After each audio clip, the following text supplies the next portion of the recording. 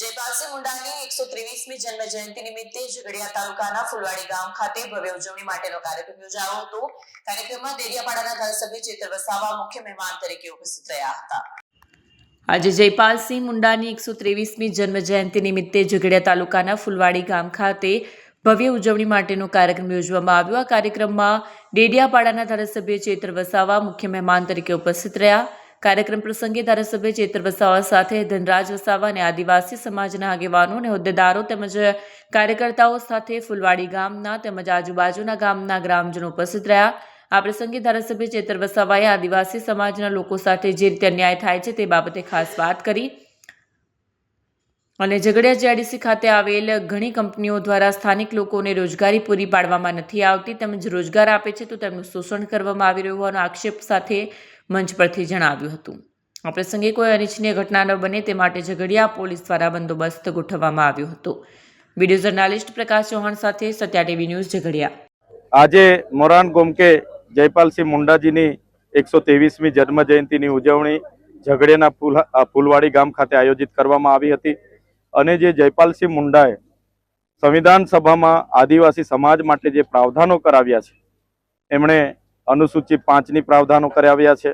એ જ પ્રકારના જળ જંગલ જમીન પરના આદિવાસીઓના પોતાના અધિકારો આબાદિત રહે એના પ્રાવધાનો કરાવ્યા છે અને આદિવાસી સમાજને પોતાના સામાજિક વ્યક્તિગત લો આપવામાં આવ્યા છે। ત્યારે એ પર્સનલ લો પણ આબાદિત રહે એ બાબતની અમારી ચર્ચાઓ થઈ છે।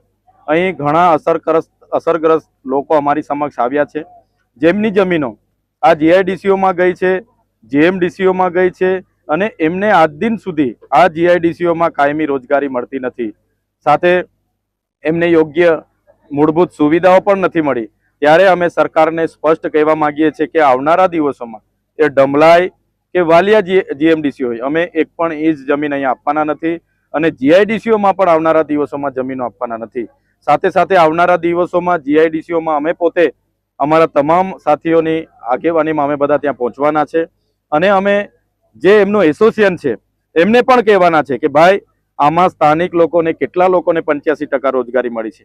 3 વર્ષ થયા છે એમને પરમેનન્ટ કરવામાં આવ્યા છે કે કેમ, એમને ગ્રેજ્યુએટી આપવામાં આવે છે કે કેમ, પીએફ આપવામાં આવે છે, બોનસ આપવામાં આવે છે, એને વીમા પોલિસી આપવામાં આવે છે કે કેમ, તમામ બાબતોની અમે ચકાસણી કરવાના છે અને અમને જ્યાં પણ ગેરરીતિ લાગશે તો ત્યાં એને બંધ કરાવવા માટેની જે પણ તજવીજ હાથ ધરવાની થશે એ તજવીજ અમે હાથ ધરીશું। સાથે સાથે આ વિસ્તારમાં કોરી કરસરો હોય, લીઝોની માઇનિંગો હોય કે જે પણ સિલિકાઓ છે ત્યાં પણ બહારના લોકોએ અતિક્રમણો કરીને અહીંયા પર્યાવરણ પ્રદૂષણ, હવા, જળ પ્રદૂષણ કર્યું છે એમની સામે પણ આવનારા દિવસોમાં અમે બધા સાથે રહીને ઉતરવાના છે। નમસ્કાર, જય આદિવાસી, જય જોહર।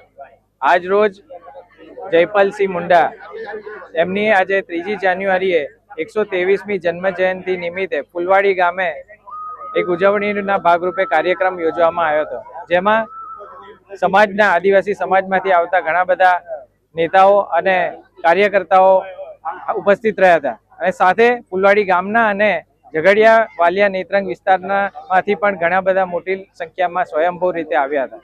આજે અમે અહીં ઉપસ્થિત રહી અને જયપાલસિંહ મુંડાએ જે પોતાના જીવનકાળમાં આદિવાસી સમાજ માટે કર્યું હતું તે આદિવાસી સમાજને જે ખાસ મૂળ નિવાસી આદિવાસી શબ્દ માટે એમણે હંમેશા પ્રાધાન્ય આપેલું હતું અને એમના હક અધિકાર માટે જે એમણે બંધારણમાં પણ રજૂઆત કરેલી હતી એ બધા તબક્કે આજે એમને યાદ કર્યા છે અને સાથે અહીં ઝઘડિયા વિસ્તારમાં જે તાલુકામાં આપણે જે બીજા બધા જીએમડીસી છે, જીઆઈડીસી અને 6 લેનનો કોરિડોર જે અહીંયા પાસ થઈ રહ્યો છે એ બધા મુદ્દે જે આદિવાસી સમાજ તેમજ સાથે બીજા અન્ય સમાજના લોકો રહેતા હોય એમને જ્યારે અન્યાય થઈ રહ્યો છે એ તબક્કે અમે અહીં સૌએ એક દિશામાં આ આગળ જ્યારે આ લડત લડવાની હશે તેના માટે અહીં આહવાન કર્યું છે અને તમામ લોકો સમાજના હક અધિકાર માટે એકજૂટ થઈને લડે તેવી અમે વિનંતી કરી છે।